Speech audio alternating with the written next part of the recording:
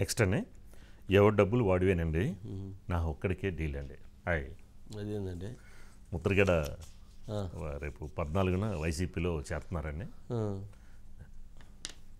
అంటే వైసీపీలో చేరితే వైసీపీలో చేరుతున్నానండి అని చెప్పి ఒక పత్రికా ముఖంగా ఒక లెటర్ విడుదల చేశారండి.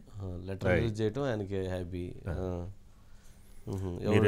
మీరు నాతో పాటు వచ్చేటట్టయితే మీ ఫుడ్ మీరే తీసుకొచ్చుకోండి. హాయ్ హాయ్ అన్నాడా? వీటి ఫుడ్ మీరే తెచ్చుకోండి, మీ కారు మీరే తెచ్చుకోండి, మీ వాహనాలు, మీ వాటర్ బాటిల్ మీరే తెచ్చుకోండి, మీరు మాత్రం నా కోసం రావాలి. డీల్ మాత్రం నాకేనండి. నా కోసం వచ్చి జగన్మోహన్ రెడ్డి గారి కోసం మాత్రం పనిచేయాలి మీరు అందరూ. బాగానే ఉంది. ఇందాక ఎవరో ఒక కుర్రోడు ఏదో ఒక వీడియో మాట్లాడినట్టున్నాడు, బయట ఒకటి ఉందండి. అంటే మీరు అన్నారు కదా హాయ్ అని, ఎట్లా అంటారు అనేది, గోదావరి జిల్లా వాళ్ళు తిరిగితే ఎట్లుండిద్ది అనేది ఒకసారి వినాలి. అంటే యువకుడు తనలో ఉన్న ఆవేదన, అట్లాంటి వీడియోలు చాలా విపరీతంగా ముద్రగడ్డ గారి మీద పెట్టి వదులుతూ ఉన్నారు. వారిని మామూలుగా పాపం ఆడేసుకుంటున్నారు. ఒకసారి ఆ వీడియో ప్లే చేయండి. Bite please. నమస్కారం అండి. ముద్రగడ పద్మనాభం గారు ఏంటి వైఎస్ఆర్సీపీలోకి వెళ్తున్నారు అన్నట్టు తెలిసింది. తప్పేముందండి, వెళ్ళండి, అది మీ వ్యక్తిగతం. కానీ ఎప్పటి వరకు జాతి మొత్తానికి బోలు పోరాటం చేసినట్టు లెటర్లు రాసేవారు కదా, ఇంత పొడుగు లెటర్లు. మీరు హరిరామ్ జోగే గారును, హరిరామ్ జోగే గారు వాళ్ళ అబ్బాయి అలాగో వైసీపీలోకి వెళ్ళిపోయారు, మీరు కూడా వెళ్ళిపోయారు అనుకో ప్రజలకు క్లారిటీ వచ్చేస్తుంది. ఇక నిన్నటి మొన్నటి వరకును లెటర్లోనూ ఇన్ని సీట్లు తీసుకోవాలి లేదా జాతి సీఎం పదవి చెయ్యాలి అని చెప్పి రాసేవారు. అంటే సీఎం జగన్మోహన్ రెడ్డి గారు రేపు పొద్దున్న 2024 ఒకవేళ నెగ్గితే హరిరామ్ జోగి గారు అబ్బాయికి 2 సంవత్సరాలను, ముద్రగడ పద్మనాభం గారు అబ్బాయికి 2 సంవత్సరాలు ఇచ్చేసి ఆయన పక్కకు తప్పుకుంటాను అంటారు, లేదా మిగిలిన సంవత్సరం చేస్తానని ఏమన్నా మీకు హామీ ఇచ్చారండి? అంటే ముద్రగడ పద్మనాభం గారికి సంబంధించిన వాళ్ళకు 25 మంది ఎమ్మెల్యే సీట్లు, హరిరామ్ జోగి గారికి సంబంధించిన వాళ్ళకు 25 మంది ఎమ్మెల్యే సీట్లు ఇస్తానని చెప్పారా? ఏం హామీ ఇచ్చారండి? అంటే అంతమాను జాతి మొత్తం మన జాతి కోసం పోరాటాలు అయ్యి చేస్తున్నట్టు పెద్ద పెద్ద లెటర్లు ఇంత పొడుగు రాసేవారు కదా, మీరిద్దరే రాసేవారు లెటర్లు. మీరిద్దరూ కూడా వైసీపీలోకి వెళ్ళిపోతే ప్రజలకు క్లారిటీ వచ్చేస్తుంది ఏంటంటే ఎందుకు రాశారు లెటర్లు అన్నది. బీసీలో చేర్చమని పెద్ద పెద్ద పోరాటాలు చేసామని ముద్రగడ పద్మనాభం గారు చెప్పొచ్చు. బీసీలు ఎట్టి పరిస్థితుల్లోనూ చేర్చడం కుదరదని జగన్మోహన్ రెడ్డి గారు చెప్పారు కాపుల్ని. అంటే మీరు చేసిన పోరాటాలన్నీ ఉత్తిదండి, ఉద్యమాలు అదిని ఒక క్లారిటీ ఇవ్వండి ప్రజలకి. యువత ఇంత చక్కగా చెబుతున్న తర్వాత ఇంక మనం దాని గురించి ఏం మాట్లాడతాం. సతీష్ ఉన్నట్లున్నాడు. సతీష్ వస్తాడు సార్, 2 seconds. మొత్తానికి అంటే యువత అట్లున్నారు, చాలా క్లియర్గా వాళ్ళు అడుగుతున్నారు జాతి జాతి జాతి అనేటివి.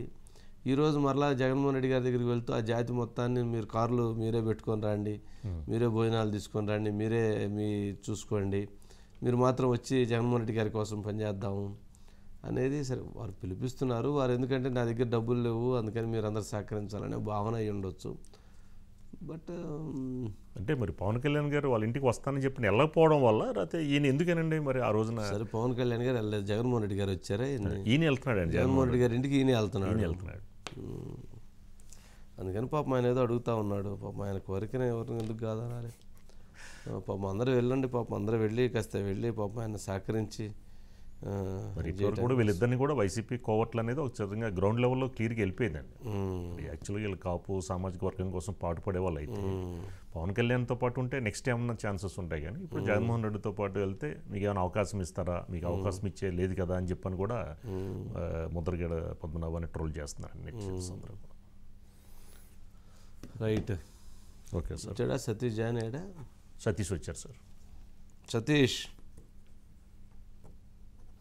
సతీష్ గారు.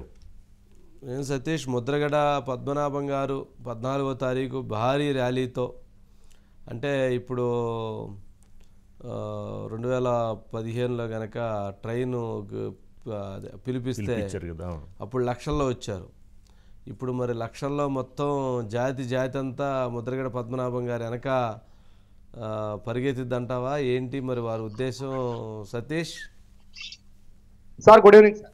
Good evening sir. ఏదైతే ఇవాళ మొత్తానికి ఏదైతే మాత్రం ముద్రగడ పద్మనాభం ఒక లేఖ అయితే రిలీజ్ చేయడం జరిగింది సార్. ప్రధానంగా లేఖలో కూడా నేను మరలా ఏదైతే 14వ తారీఖున వైసీపీలో జాయిన్ అవుతున్నాను, మీరందరూ కూడా నాకు సహకరించి నా వెంటుండి నన్ను నాకు ప్రోత్సహిస్తారని కూడా చెప్పడం జరిగింది సార్. అందులో ప్రధానంగా కూడా ఆయన మాట్లాడింది ఏంటంటే, మీరు వచ్చేటప్పుడు ఎవరైతే నాతో పాటు కూడా తాడేపల్లి వస్తున్నారో వచ్చేటప్పుడు అందరూ కూడా అక్కడ ఆహారం సంబంధించి ఆహారం కావచ్చు, మరొక ఇతర సామాన్లు కావచ్చు, ఏదైనా సరే మీ వెంట మీరే తెచ్చుకోండి అని చెప్పేసి ఆయన చెప్పడం కూడా జరిగింది. అంటే ప్రధానంగా దానికి సంబంధించి ఇప్పుడు అందరూ కూడా మొత్తం జిల్లా వ్యాప్తంగా కూడా ఒకటే చెప్తున్నారు సార్. అంటే గతంలో ఏదైతే ఇదే కాపు ఉద్యమ నేత ఉద్యమం సమయంలో కూడా మీకు ఏమీ లేవు కాబట్టి అక్కడ చందాలు వేసి కూడా మొత్తం మేము అందరికీ పంపించాం. ఆ టైంలో ద్వారంపూడి చంద్రశేఖర్ గారు నాకు ఉప్మా పంపించారు ఇంటికి, మొత్తం అంతా కూడా ఉప్మా పంచిపెట్టారు కాబట్టి ద్వారంపూడి చంద్రశేఖర్ని ఏం అనలేదు అని చెప్పేసి అనడంతో అప్పట్లో ఉన్న ఎవరైతే కాపు నాయకులందరూ కూడా సార్ మొత్తం ఈ ఉప్మాలు అన్ని కూడా కొరియర్ పంపించేస్తారు. ముద్రగడ పద్మనాభం ఇంటికి కొరియర్ పంపించారు. ఎవరైతే ఉప్మా మీ పెట్టదన్నారో వాళ్ళతో కూడా కొరియర్ కూడా ఇంటికి పంపించారు సార్. అదే రకంగా పోనీ అడిగితే మేము ఈ రోజు మీతో పాటు మీరు వెళ్తారు కాబట్టి ఏదైనా చందాలు వేసుకున్నా సరే పోనీ వాళ్ళకు కూడా భోజన సౌకర్యం కూడా మేమే కల్పిస్తాం. ఎందుకంటే మీరు చేసేది మంచి పని కదా, వెళ్తున్నారు కదా, వైసీపీలో జాయిన్ అవుతున్నారు కదా, కాపు ఉద్యమం పేరు చెప్పుకుని వెళ్తారు కదా అని చెప్పేసి నేరుగా ఇక్కడ కాపు నాయకులందరూ కూడా మండిపడుతున్న పరిస్థితి. అయితే మరోపక్క అయితే కొంతమంది మీరు ఎందులో కన్నా జాయిన్ అవ్వండి, ఏ పార్టీలోనే కానీ జాయిన్ కొన్ని కులముద్ర వేసుకుని వెళ్ళొద్దు, నేరుగా కూడా ఇక్కడ కులముద్ర వేసుకుని వెళ్ళొద్దు అని చెప్పేసి కూడా కాపు నాయకులందరూ కూడా చెప్పడం జరుగుతుంది. సతీష్ ఏంటే నిజంగా ముద్రగడ పద్మనాభం గారి వెనక సతీష్ ర్యాలీగా బయలుదేరుతారు. ఇక్కడ పాడు అలాగే నేరుగా కూడా జగ్గంపేట పాటు లాలా చెరువు రాజమండ్రితో పాటు రావులపాలెం మీదుగా తణుకు తాడేపల్లి కూడా నేరుగా అక్కడ చేరుకోవడం జరుగుతుంది. అంటే ఓవరాల్ కూడా ఒక ర్యాలీగానే వెళ్తారు. దీనికి కూడా సార్ ప్రధానంగా లేఖలో ఆయన ఒక విషయం ప్రస్తావించారు సార్.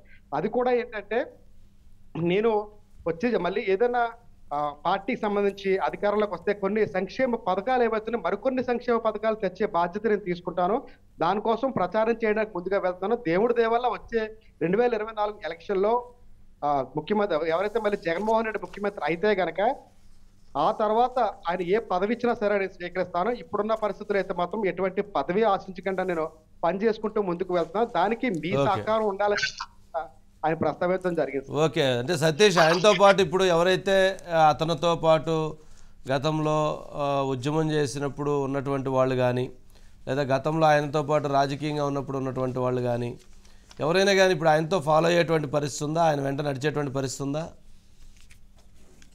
రైట్, దీని మీద రేపు డిస్కస్ చేద్దాం. రేపు 14th జరబోయే ముందు రోజు మాట్లాడదాం దాని గురించి. Right Satish, right, thank you Raju గారు. థ్యాంక్ యూ వంశీ గారు, thank you once again. Thank you.